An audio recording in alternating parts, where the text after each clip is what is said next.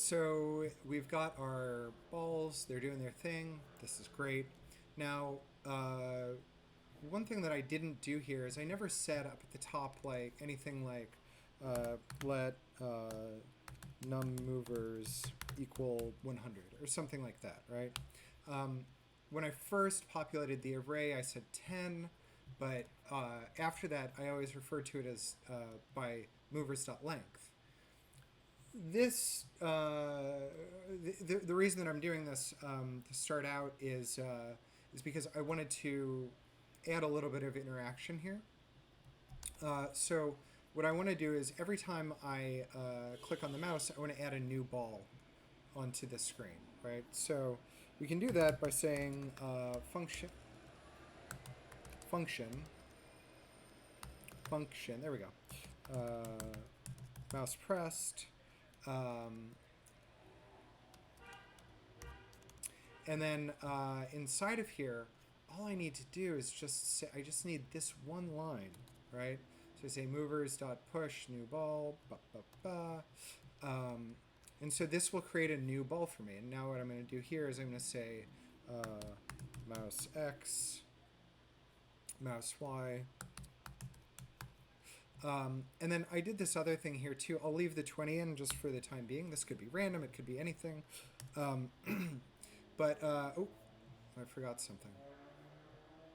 This. There we go. Hey, there we are.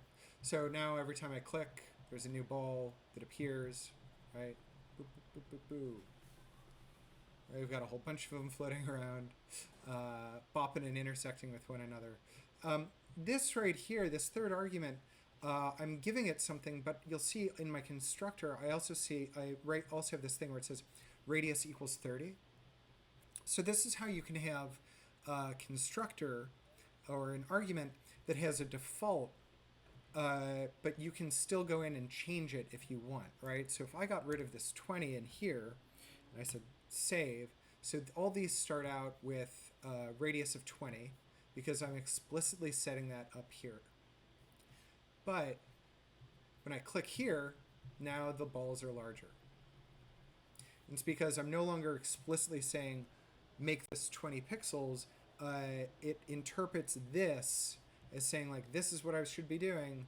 I'm going to be 30 pixels in 60 pixels diameter, 30 pixels radius, right? So this is the way in which you can add things to an array through interaction. This could be a key press, whatever.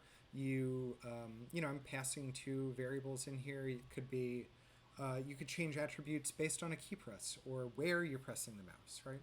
It's all how you want to do it. Flexibility is key here. So hopefully this gives you a little bit more insight into how you can use and maybe abuse classes, objects, and arrays and interactions.